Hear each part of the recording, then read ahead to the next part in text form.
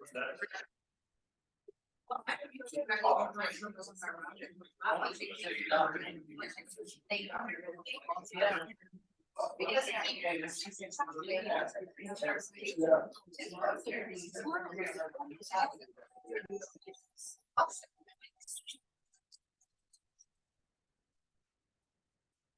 afternoon again. Let's get started with our meeting. We do have a few announcements. I'm going to start with the surprise. Jerry has something she'd like to share, so if she wouldn't mind, and she can come up first.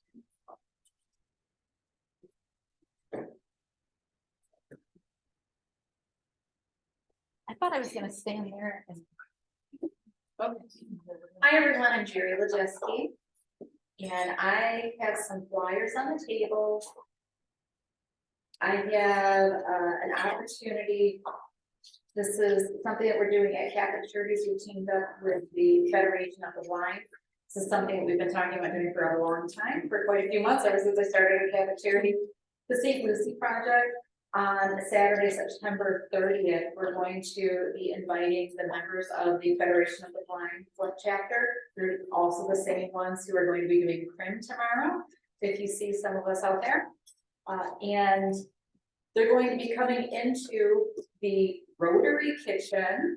Remember when the Rotary donated some money for our Center for Hope? We use that to do skills building, and one of the things that we're going to be doing is helping them increase their independent living skills, learn how to use some of the tools that are provided for visually impaired people to be safe in a kitchen atmosphere. And they're going to be actually preparing part of our meal that we will be serving the community in our soup kitchen that same day. So if anyone's interested, the contact information is on the file.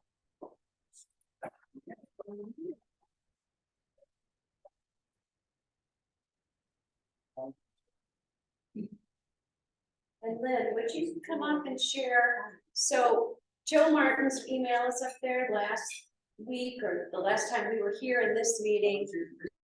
I reminded everybody. Right. Yes. Yes, we all volunteer.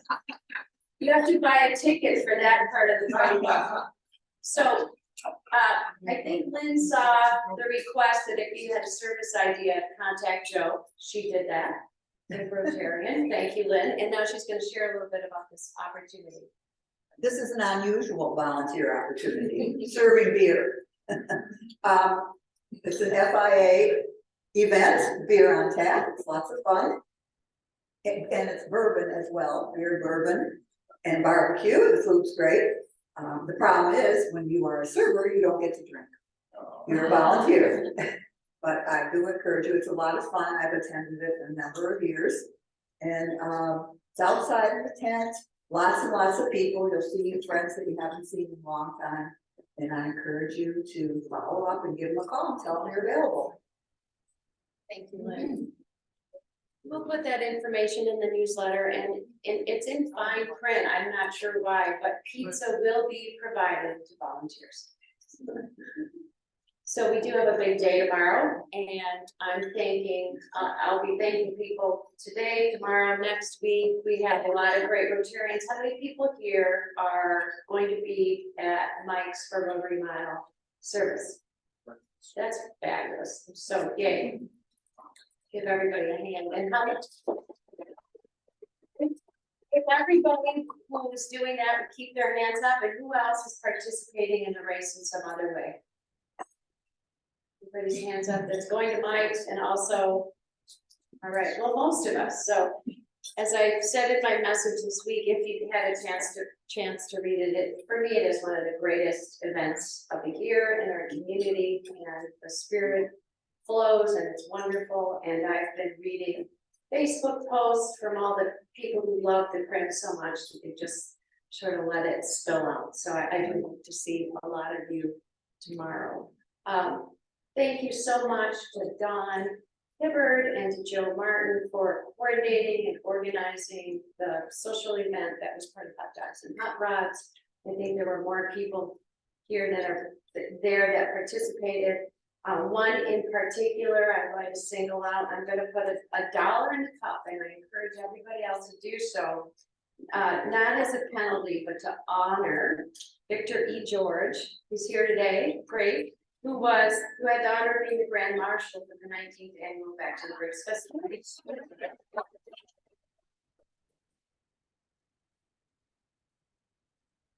Are there any health and welfare announcements?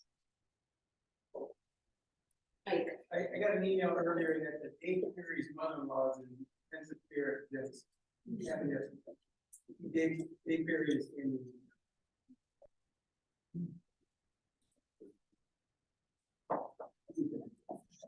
and do we have guests here today? I know we have our guest speakers. Do we have any other guests in the room who will be introduced in a bit?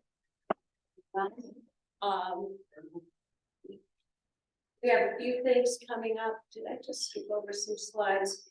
This is our schedule for September. Again, check that newsletter that comes out every week. We are still working on the third Thursday social networking event, but there's some exciting things to look forward to. First of all, show of hands so that Rob can get a count and seats arranged for the White Horse. Who might be able to join us next Friday for the White Horse?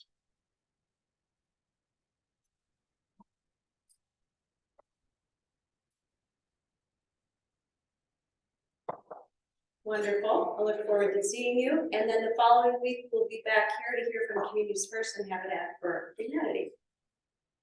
Friends, we already did that. 50-50 raffle. Who's helping out? Mike, thank you so much. Yeah, get your tickets ready. Oh, sorry, nice. We'll get our guests to third place. Yeah. Third place, 715-989.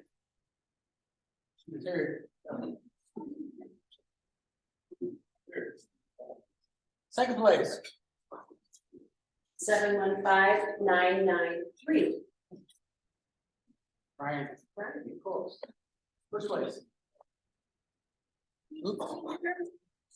715-997. Thank you so much. Thank you so much.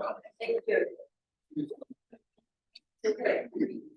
And it is the last meeting in August, so it must be time to recognize our August Rotarian birthdays. And I was so pleased to see Bill Beck walk in, so we have someone to sing to. So Dr. Bill Beck, 27 plus years of Rotary service. That's Bill. His birthday was the 7th of August, and Bill, so you have to pay your buck, you have to come up to the front. And we also are honoring Kathy Gonzler, whose birthday is coming up on the 27th of August. So, Bill gets here. We're gonna make Bill walk to the front. Oh, shit, oh my gosh, it's not Bill, so. Thank you, this is the problem. All right, should we sing anyway? Yeah. All right. Happy birthday to you. Happy birthday to you. Happy birthday to Rotarians. Happy birthday to you. Okay.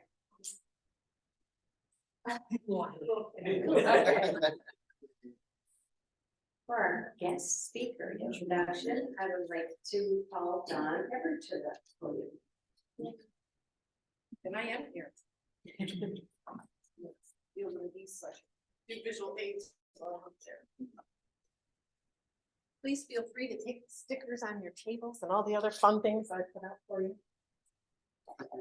So I'm gonna pay $1. I'm gonna do a shameless plug before I introduce our speakers. Everything that's on your table today, and because our speakers are from Mott, it works because this is all about Mott. But it is our centennial year. We're getting ready to celebrate bigly in September. You may have a card that says something about the car show. We are looking for cars for our car show if you're interested. And on the back, The yellow piece is the day of celebration. We'd love to invite everyone to join us that day for a variety of activities. And Lynetta will have my head on a plate if I don't also promote the Motown and More this year, because it's our 100th anniversary. We're going big, and we're going to the Capitol Theater. So we would love to have you all join us for that. And then there's a gala afterwards. So this is information on how to get a ticket and how to participate in that. So thank you for your indulgence and enjoy all the tchotchkes on the table.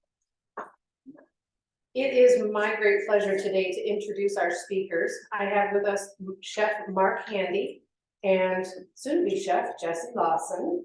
He's a student in our culinary arts program. Mark is a CEC and an AAC. Not sure what those are. I'm sure he can tell you. He rejoined Mott Community College faculty in 2006 as a part-time instructor and has worked his way through the adjunct status to full-time status. He's a graduate of the MCC Culinary Arts program, having earned his Associates of Applied Science degree and then his Bachelor's of Business Administration degree from Northwood University. He is also a graduate of DeVos Northwood University Graduate School, earning his master's degree in business administration. I don't know if most of you know this, but the culinary program at Mott College is underneath the business department because so many of our students want to start their own restaurants.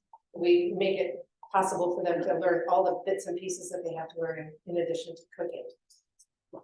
Chef Handy has more than 42 years of food experience, including private clubs, hotels, fine dining restaurants, banquet and catering, healthcare, and culinary education. He is the American Culinary Federation Certification Administrator for Mott Community College, as well as an approved certification evaluator.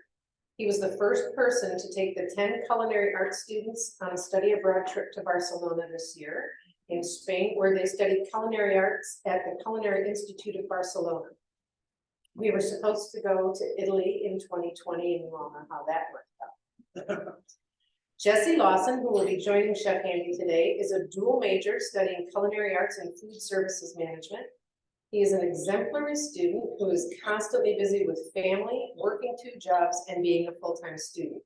He aspires to own and manage his own restaurant after graduating from MCC. Please give a warm Rotary welcome from Mark Handy and Jesse Lawson.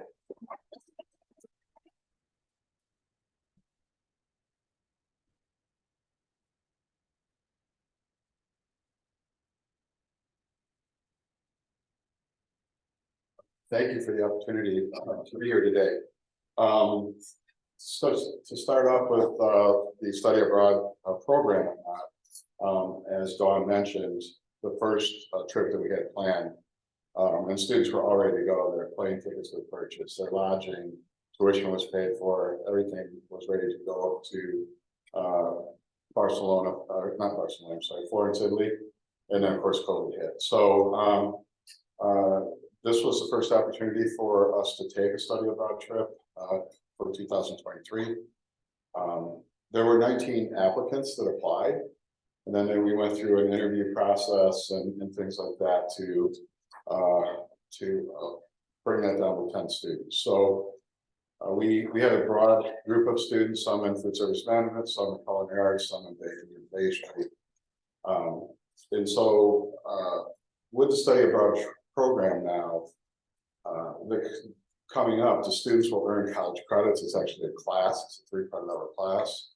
And so this coming year, in 2024, Chef Matt Cooper, who was supposed to lead the trip before, he's going to be traveling to Florence, Italy. He's going to give that another try, okay? And so hopefully everything goes well for him this time. So a little bit about the program and how we earned money and was able to travel.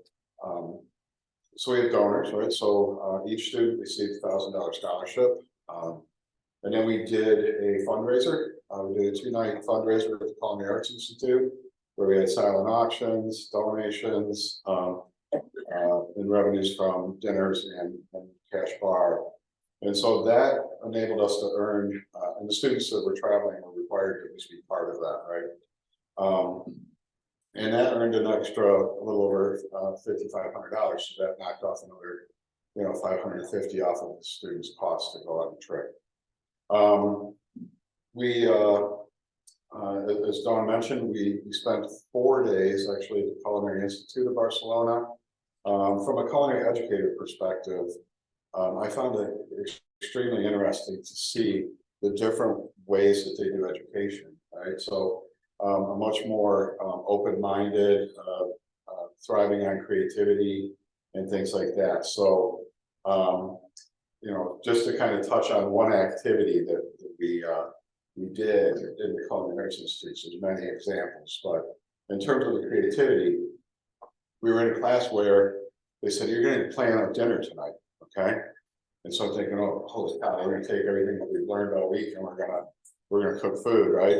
And so they started off with like this mind mapping thing that led into you know, all kinds of different discussions and those types of things to develop a menu for that evening. And each group, you know, had their own. There was 3 groups, and so I'm a little bit nervous. Students are trying to figure out what's going on, and when it comes time to do our plating, we got Play-Doh, all right? And so we had to, it was funny because it worked out to where there was like an appetizer, an entree, and a dessert. So my group did the dessert. And so we're taking little bits of Play-Doh and we're making little raspberries and strawberries and things like that. And so it was very interesting, and I think it was really engaging opportunity for the students. The one thing I'd really like to say as Jesse gets ready to talk about his experience there is the students that I traveled with this year were fantastic. They're respectful, they paid attention, everything, even the Culinary Institute of Barcelona, they called me into a meeting on the last day that I was there and just sat there for probably 10 minutes and boasted about our students and the interaction. Another thing I found interesting there is, and Jesse, I don't know if you remember the actual number, but I think it was less than 10% of the students that are attending the Culinary Institute of Barcelona are actually from Spain. So the students had an opportunity to talk with students from all over the world, right? And you know, I think some of them still stay in contact today. So again, just a wonderful opportunity. You know, it's so fun because I've traveled with students before. It's so fun to see them, you know, maybe first time on an airplane, first time seeing the ocean, or obviously in this case, you know, for many of them, first time leaving the country. And so it really, to me, was very rewarding, right, to see the enthusiasm and to open their, I guess, scope of what they can do in the future, right? So I want to, as you know, Dawn mentioned, Jesse Lawson is one of our culinary students. He, as Dawn mentioned, you know, he stays very busy. I think most chefs do, right? He works at Rotary Steakhouse. He also is a manager, supervisor for a cleaning company, and has his family, and now he's in a new business venture. So just a great person, and very energetic. So I'm sure that Jesse's going to go very far. Jesse, do you want to talk about your experiences? And Good afternoon, everybody. Life changing. I've seen a lot of things I probably would never seen. I interacted with people I probably would never interacted with in my life. Like you said, 10% of the school was from around the world. So I actually had a chance to sit down and talk with a lady from Dubai. I met a young man from Sudan, Africa in there.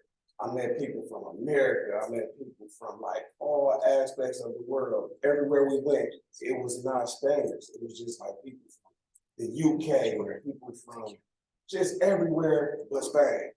And that was like a real good, it was a good feeling. So as we were down there, it was like New York type of feeling. It was just all day and all night combustion, people walking and going. So with that being said, I had to Google the population, and I learned myself that Spain had an 80% increase in population from 19 to now. They went from 1.8 million people to 6.4 million. And it was just people everywhere. And when I seen all those people, I had to look that up. This is a PowerPoint that I did for the school of the trip there. And as you see, it was plenty of open markets like this with all types of fish from the ocean that we've never seen, all types of fruits and vegetables that we don't have here. And it was just beautiful just to go through and see these things and these treasures that they had over there for us. All of the students that we went with were interested in everything. Like everybody wanted to do everything and see everything. We actually planned out 15 excursions, and I think we made 13 of them. It was 2 places we did not make it, but we made it to everywhere that we planned on going. And it was a real nice uplifting for where I'm trying to go in my life with my career. They showed me things that you don't even see on TV. So it was like super interesting doing the gastronomics and working with the foams and turning malto, which is like a powder, into a cracker. It was a lot of interesting things. There you go. These were pictures of us just traveling through the city, and the big cathedrals. Every building in Spain is this big. It was not a little building nowhere in the country. It was a little building nowhere. So I had to take pictures of all the big buildings that I seen. This is the biggest church in the world, La Sagrada Familia. And it's not even a church, it's actually a tourist attraction. And I don't think it's ever going to become a church because they make so many millions of dollars off of this every year. And you see the people, and the people is at that church like that every day of the week. It's a beautiful place. It's been in construction for, I think, close to 300 years, and they said that it would be at least another 35 to 40 before it's done. This is a group of students standing outside Sagrada Familia. So we had a great picture there. Just the architect. That is just the massive uplook of it. I don't even know what to call it. It was breathtaking to me. All of the art and the graphics of what was put on this building was beautiful. This is some of the artwork on the outside of it. Just so intricate. So this was one of the things that we required. Okay, we made this mandatory that everybody go to this landmark, and so we traveled there as a group. A lot of times they were on their own for different, but this was one that was mandatory that we stay together. This was the Michelin star restaurant that we picked to go to while we were there. They actually charged us $300 a plate. And it was a pretty good experience. They served us 18 courses, 6 were dessert, and the place just kept coming. I think I some pictures of some of the food. I don't. There we are, cleaned up outside, waiting to go in for dinner, right? And the ladies. So yes, we set a budget before we left. We asked everybody, what are you comfortable with in terms of the most amount of money that you would spend for dinner? And so we agreed on no more than 300, right? And just the experience of dining there, we actually ate at 3 different Michelin star restaurants. But in this one in particular, the maitre d' and the chef were so engaging. They came out to the room. We were in a private room. We laughed so much because they really did everything they could to make our experience great, right? Especially the guy taking the photos, right? True. I don't think I put him in here, but the chef actually came out. We all thanked him, and we took pictures together with him. I wish I would have put those in there. This is the map inside of the school. Those dots on the map represent everywhere that they have had students come from over the CBI in Spain. So that was about that 10% of the school being from Spain. Those are all the dots where places come from, where people come from, sorry, that go to that school. This was inside the classroom. These classrooms were set up like theaters. And they had the theater chairs in the back lined up going up the row. The students sit there, and at the top, it was TV screens. The TV screens that was just the one in the front, but in front of those is two more TVs. The TVs actually were cameras that's directly down on the stove of the chefs. We could sit up there and watch every move they made in the pot, and cutting and everything without actually being right in their face. It was beautiful. This was another side of the kitchen where it was a dual section where you could go on this side or you could go on this side, but the classrooms were actually connected. One of the things I found interesting, because when they're in school, when we were in school in Barcelona, classes started at 8 o'clock in the morning. We did not finish till 6 in the evening. Okay. And so, but I think every 90 minutes was the amount of time. All of a sudden they would start playing music throughout the whole Culinary Institute. And that was the signal that it was time for a break. Okay. And so we get about a 10-15 minute break every 90 minutes. And so that was very fun too. So this is actually some photos of the dinner that I was talking about, right? The mind mapping class where, you know, again, at least from my perception, I thought we were cooking. Instead, we were doing everything, you know, composing a plate with Play-Doh and other you know, things that we could use. This chef and the photo on the right-hand side, the chef that is on the left in that photo, he's a Michelin star chef, and it's very interesting. One of our other students in our culinary program, who's from Italy, actually worked for that chef many years ago, right? So when we showed him the photos, he's like, "I worked for him." So it's kind of interesting. This is some of what we call molecular gastronomy, right? So working with liquid nitrogen, which I forget how far below zero that is, but it will freeze things instantly, right? So we use a lot to freeze things like strawberries, and you can, you know, when you hit that, they just turn to dust. So students are playing around with some molecular things here, and the chefs as well. Chocolate class, it looks like. Yeah.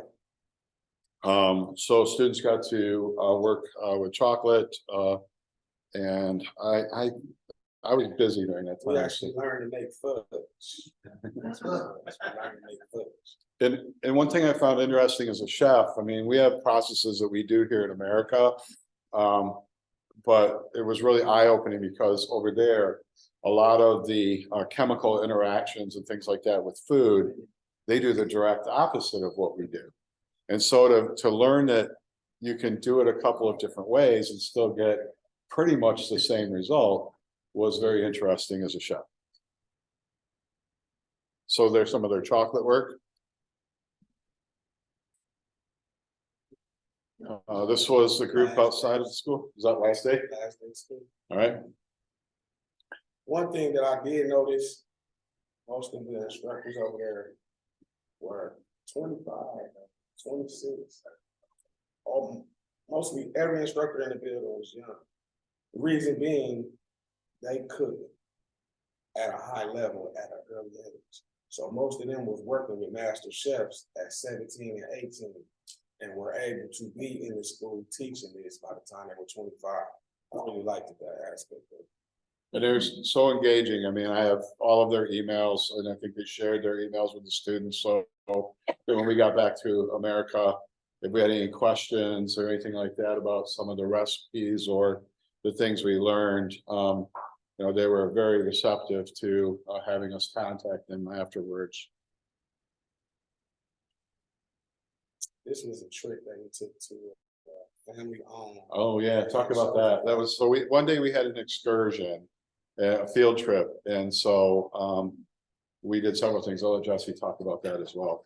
We went and met up with the man at their family-owned restaurant, and they took us inside and showed us the whole process of these. They serve 100-year-old sardines. They don't let none of their sardines go until they're 100 years old. So this process been going on for years.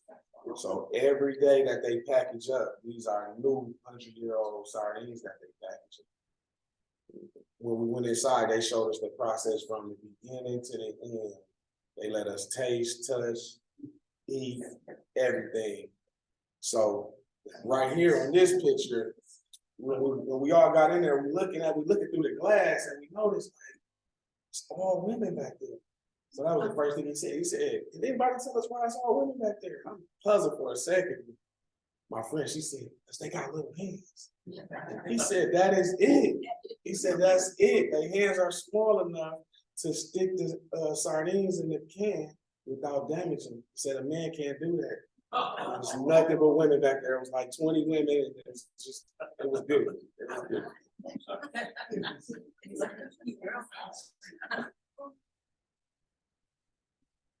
So can I interject just real quick? One of the things that hopefully you can hear me. As we prepared to leave, one of our fellow chefs, Chef Greg Campbell, from our baking and pastry program, he walked up to me and handed me an envelope with $500 in it, and told me to take that money and do something fun with the students while I was over there. And so, as the week progressed, we started talking about, well, what do we want to do? What do we want to do? And so we decided that we're going to do one last night's dinner at a Michelin star restaurant, right? And so it was a seafood restaurant right on the Gulf. So we're, these are all sail ships, sailboats and things like that. And it was a cool evening, right? And the restaurant was open. The ambiance was great. But one of the things that really intrigued me was that it was warm because of the warm water coming off. So, and then Jesse, if you want to talk about that a little bit, I don't know, I think I may have stole his thunder there. No, So. okay. The last dinner was great. It was actually sitting on the marina, and these were some of the plates. That was your Lobster, your hot goat cheese salad. Yep. Great. And, that was a really good salad, and that was actually your meal too. Didn't you get the pie? I might be. But the restaurant, it was actually nice. Like you said, the ambiance was great. I think for me, the Michelin star aspect is more of the catering, because all three of the restaurants that we went to, they were so attentive. Like you couldn't move without saying, "You okay? You need this, you need that," and it felt good. And besides feeling good, the places were like super central. They were super nice, like everywhere. And that was real warming, just to be somewhere different like that and to be in places like that and see the different architects and the different buildings of how the chefs made their restaurants. So as a follow-up, anything that you would say to students that are maybe looking at going to abroad? I know your audience is different, but Yeah, just to give a perspective of, what. Do it. It was, like I said, it was life changing. The things that I brought from there, I will never lose. I will never forget them. And I will actually be applying most of the things that I learned over there to what I do with my business. I'm gonna change a lot of things from how we do it here, and I'm gonna simply do it similar to how they do it, because it's different and different wins. Different wins. But yeah, Do you have any questions for us? Question. It sounds like you had some very seriously good Spanish cuisine while you were there. Forgive me, I'm not familiar with Spaniards all eat. Is there a specific dish that you have that you could recommend that you had there stuff you known for? Well, so one would be a paella, right, which is a baked rice dish. So we've seen many different versions of that. Typically here in America, an Americanized version of that. You see seafood and things like that. Over there, they do a lot of foraging, right, or local products. And so we've seen chicken, mushroom, we've seen a lot of different variations of that. One of the things, and I don't remember the name of the dish, but there was a couple things by the end of the trip that we were done with, right? So one of the things they would do is they would take a slice of kind of almost like a focaccia bread, but similar to a sourdough or something, right? Very airy dough and really heavy crust. And they would take tomatoes and they would rub it on there, right? And then they would a little bit of salt and sardines or anchovies. I'm sorry, anchovies. And so every place we went, we had that, right? So you know, the joke was by the end of the trip, you know, who wants to go for sardines, right? But yeah, it was I would say probably most notable the paella. Other questions? Two things for Jesse. One, how did you get involved in wanting to be a cook, a chef? And secondly, what was the best? I've been cooking since I was about 6, honestly. My grandmother, I stayed in the kitchen with her. I always wanted to know what she was doing. I always wanted to know. Grandma's in. Yes, I always want to know, how did you make that so good? For me, I actually want a few different restaurants. I want, first and foremost, I want like a comfort place. Something that we all just eat any time of the day, on the go, keep it moving real fast, but good. And then I want to get into a fine dining, elegant type of restaurant setting. But I figure if I get a comfort food restaurant going real good, it'll provide me the funds to get me done. You need a partner for that. I do. If it was me, I'd have to have you pregnant. Yeah, I'm some of that. I promise. Jesse, how long were you there? How long was the program? We were actually in Barcelona 10 days. 10 days. And we did 4 days of school, but they were 8-hour days, so we actually almost got the 4 hours. That was 10-hour days. 10-hour days, I'm sorry. So we got the 4 hours of school. They all earned a diploma from them. Go ahead, sir. Well, the food you must have taken in, did you put out a few pounds? No, I think we all lost weight over there. We walked over 6 miles a day almost. Every day. But other than that, they have 400 food additives that are not allowed in the food that we get allowed in our food, and they had me feeling good. We did. I think I lost about 10 pounds over there. I was still drinking pop and doing things normal, but nothing tastes the same. The meat doesn't taste the same. The water, the pop, the juice, nothing tastes the same without these additives that we had. So the first few days, I had to get used to it. By the time I left, it was actually good because I knew why it tasted like it tasted.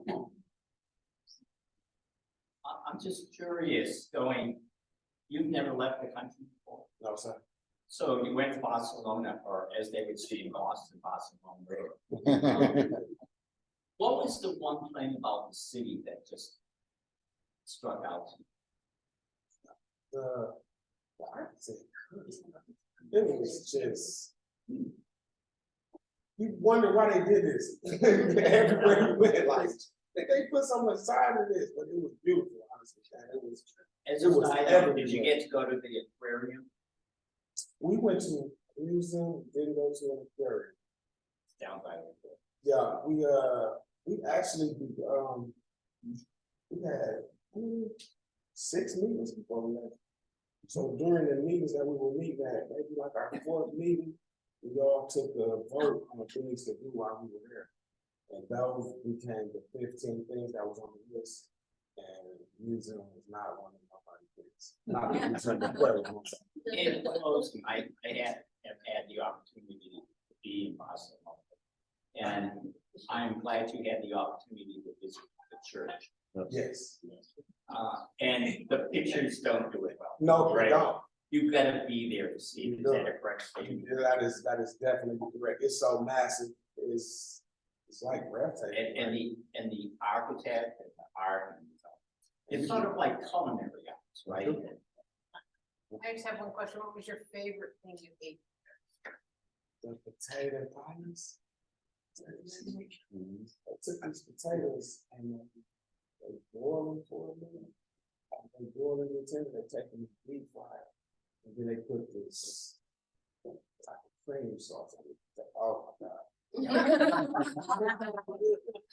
I said, let me see, how many times did she buy the potatoes and everything? I think she went and got, my friend, she went and got potatoes twice a day. She went and got potatoes twice a day. Oh, you didn't talk about the churros. Oh, the churros, yeah. Anybody know what churros is? It's a dessert. And they were around like gas stations, churros, because they were everywhere. And everybody sold churros. And we actually woke up every morning, went down there, got coffee and churros every morning. It was nice. We actually stayed like 15 feet from a churro. And we had it at night, right? Not me so much, but the great students. And the other thing that was wonderful is all the fresh bakeries. And so one of my favorites is a nice croissant.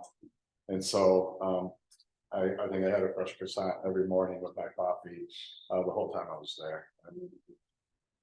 Other questions? Go ahead. Yeah, you maybe saw Sorry, Sagrada, which is one famous church, but as a soccer fan, the other famous church is Camp Nou, the Barcelona soccer stadium. Oh, we went. Okay, so that's Camp Oh, Nou. yeah, it's a beautiful place too. I got pictures actually. Since I had to do this PowerPoint, I had to narrow down a lot of my pictures. I got a lot more pictures. I got pictures inside the Sagrada Familia. I got pictures I'm not inside the football field, but actually outside the football field. Yeah, it's a beautiful place. I like that. Yeah. Lynn? What is there street food besides the churros? Would you call that street food? That's Yes. popular? Yes. Are there other things, or is it the bread with the tomato? No, I think in terms of like street food, the churros would be more, more popular. I'm trying to think if there's other. things. When you do go down there, they warn you about the tourist attraction sites. We did go in the tourist attraction restaurant and had some horrible food. Chef got a paella there, and it was horrible. So you will get tricked, like we was down in the Gothic Quarter, and it's basically an area for tourists.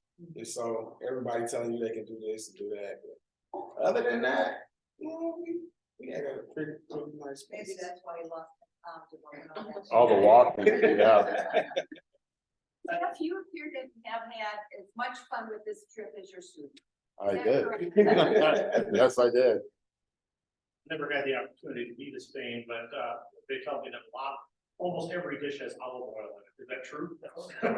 Correct. Yeah. Lot of they don't really season their food. Their motto is to let the food speak to you. So I'm not saying that they don't season, of course they season the food, but everything they present to you is more of taste and the natural flavor. And they do a lot of dishes like that. What was the name? The second Michelin star restaurant that we went to? I don't remember her name, but I think we had a 14-course lunch that day. It was all local product, right? That's where I had the chicken, where we had the chicken paella. But yeah, the courses just kept coming, right?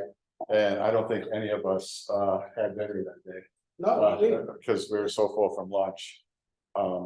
One of the things that, as Jesse talked about letting the food speak for itself, the markets there were phenomenal.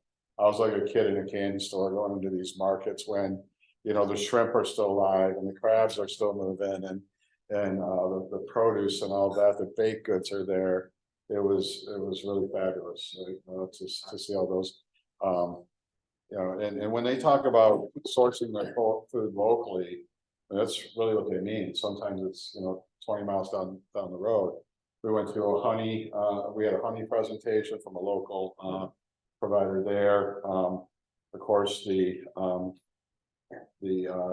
trip to the anchovy factory where students got to clean anchovies and all that to see if they were fast enough and if they did it correctly, right? And then we also went to an olive oil, orchard, I guess I would call it, right? And they were taking one of their olive oils to Italy, I think like 2 days later. in a world competition. And so, yeah, when you talk about olive oil and everything, it definitely, a lot of things are finished with it, or obviously used in cooking preparation and things like that. And so they really prize themselves on high quality foods with lacking the preservatives and flavor enhancers and things like that we have here in America. Other questions? Thank you. Yeah. What if you happen to pick, Barcelona and Spain? So when I started doing the research, part of what drives these decisions is who's going to respond and does it fit well with, you know, what we want to do. And so I looked at France, Costa Rica. There's a few of them that we looked at, okay, different countries. And the Culinary Institute of Barcelona came back to us with a proposal. And so, and the chairperson that heads up our study abroad